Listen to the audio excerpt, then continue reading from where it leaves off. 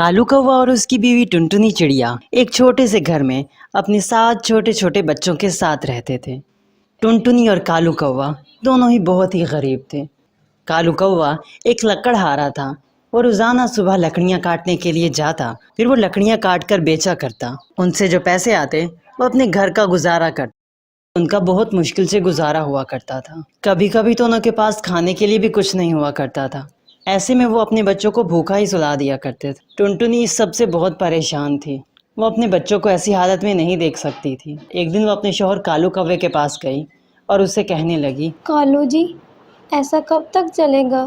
کب ہمارے پاس اتنے پیسے آئیں گے کہ ہم اپنے بچوں کو پیٹ بھر کے کھانا کھلا سکیں؟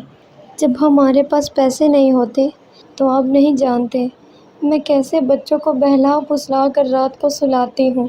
ٹنٹنی، میں بھی تو اپنے بچوں کی حالت میں نہیں دیکھ سکتا۔ تم بھی تو جانتی ہو کہ میں لکڑیاں کاٹتا ہوں۔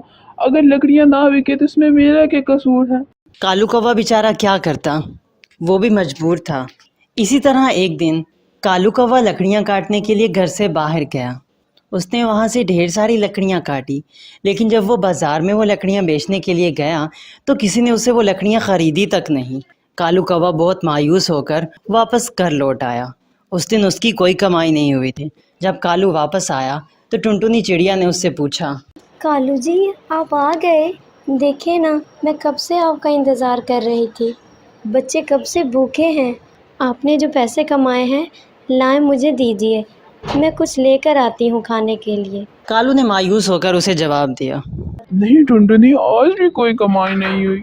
یہ کیا کالو جی، آج پھر کوئی کمائی نہیں ہوئی؟ ایسے کیسے چلے گا؟ بچوں کو کیا کھلائیں گے ہم؟ تم بچوں کو کوئی بہانہ بنا کے سلا دو گا۔ مما مجھے بہت بھوک لگی، لے تو کھانا لے آؤ۔ مما آپ مجھے کبھی بھی کھانا نہیں دیتی، مجھے بہت بھوک لگی ہے، جلدی کھانا دو۔ بچوں، آج کھانا نہیں ملے گا، تم سب سو جاؤ۔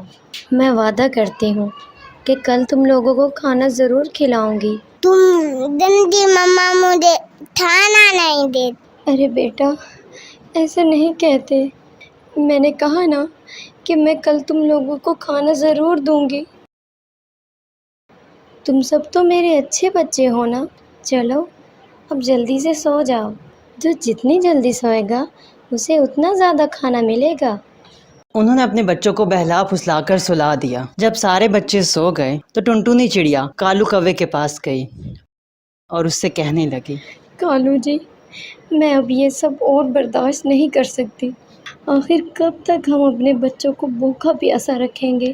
بس اب میں کچھ نہیں جانتی۔ ہم کل ہی اپنے بچوں کو جنگل میں چھوڑ آئیں گے۔ یہ کیا کہہ رہی ہو تم ٹنٹنی؟ ہاں کالو جی، میں بالکل ٹھیک کہہ رہی ہوں۔ ہم تو ان لوگوں کا خیال رکھ نہیں سکتے، کیا پتہ کوئی امیر پرندہ انہیں وہاں سے لے جائے اور وہ ان کی ہم سے زیادہ اچھی دیکھ بھال کرے۔ ایسے تو تم اپنے بچوں سے دور ہو جاؤ گی۔ ہاں، میرے بچے مجھ سے دور تو ہو جائیں گے، پر وہ یوں بھوکے تو نہیں رہیں گے نا۔ بس طے رہا، کل ہم انہیں جنگل چھوڑ آئیں گے۔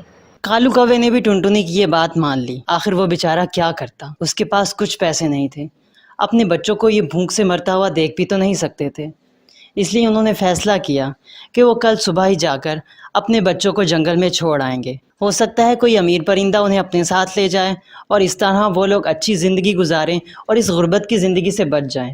کالو کوا اور ٹنٹنی چڑیا جب یہ باتیں کر رہے تھے تب پیچھے سے انہوں کی بیٹی ساری باتیں سن رہی تھی۔ اس کو پتہ چل گیا کہ اس کے ماں باپ کل انہوں کو جنگل میں چھوڑ آئیں گے۔ وہ بہت پریشان ہو گئی۔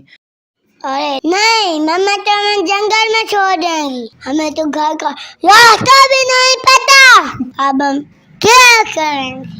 جنگلی جانور تو ہمیں کھا جائیں گے، وہ تو ہمیں ٹکا بوٹی بنا دیں گے۔ میرے چھوٹے چھوٹے بہن بھائی ہیں، ان بیچاروں کا کیا ہوگا؟ مجھے کچھ کرنا آئے گا۔